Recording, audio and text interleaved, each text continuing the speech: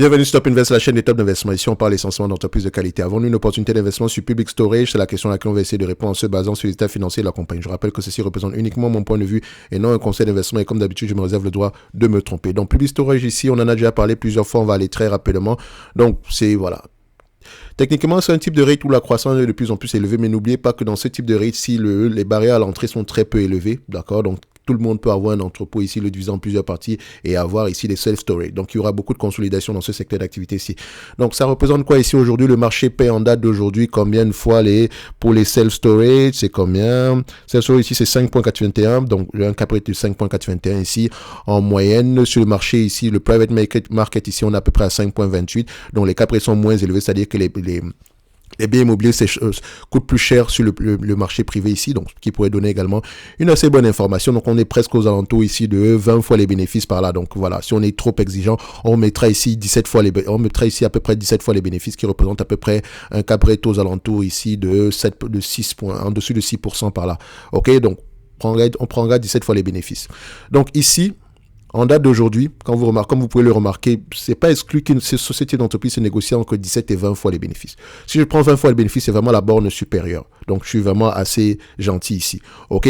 Donc, comme je l'ai dit, à 20 fois les bénéfices, on sera à peu près un prix de combien? OK? 20 fois les bénéfices, 16.37, 16.37, multiplié par 20 fois les bénéfices. Moi, la dette nette, ça donne combien? On a à peu près combien ici? Moi, la dette nette. Au niveau de ces entités également, il y a des éléments qu'il faut prendre en considération au niveau de la qualité, parce que tous les self-storage ne se valent pas également, comme toutes les entreprises d'ailleurs, comme tous les types de rates d'ailleurs, enfin, tous les types de propriétés de rates dans le segment des rates. So, ici, vous avez à peu près 35,43$ en termes de dette nette, moins 35.43, ça donne ici une valeur aux alentours de 291.92. Donc, idéalement, c'est une entreprise qui est correctement évaluée ici. Mais n'oubliez pas que j'ai pris à peu près des cap rates ici de 5%, alors qu'aujourd'hui, sur le marché privé, on a des cap rates supérieurs à 5% ici, ce qui veut dire que le marché privé paye des AFF, paye ici à peu près de 17 fois les AFFO. En tout cas, il faudra aller vérifier par rapport à ce calcul-ci. Enfin, je n'ai même pas vérifié ça ici, soit ce sont les AFFO ou sont les FFO ici. Donc, dans tous les cas de figure, j'ai pris AFFO. Il y a de grandes chances qu'on ne se trompe pas à ce niveau-là. So, c'est une entreprise qui est correctement évaluée selon moi. Et on peut également retourner l'équation ici. On se dit ceci. Nous avons une entité ici qui pourrait reverser 16,37$. Dépendamment de vos prix d'acquisition actuels, ça représente un rendement potentiel de combien? On sera à 6%. Ça va, d'accord, c'est limite, enfin, c'est uniquement du point de vue dividende, ça peut être intéressant, mais sinon, voilà, sans plus. Ok, idéalement, on aimerait avoir un rendement de 8%, c'est ce que moi, je recherche par rapport à mon coût d'acquisition. Ok, après, également, il faut aller regarder le positionnement de la dette, les types de contrats, etc., la géographie d'opération ici, et comment c'est que ça se passe dans ce secteur d'activité, dépendamment de la géographie. Donc, pour moi, Public Storage reste une belle entreprise. À avoir en watchlist au prix actuel, c'est juste un prix correct, sans rien, il n'y a rien d'exceptionnel ici.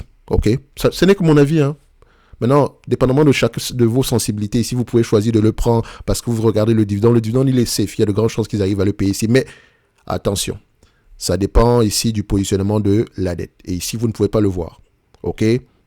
Donc, on va se donner rendez-vous sur la prochaine vidéo. Un like, un abonnement, un commentaire, ça fait toujours plaisir.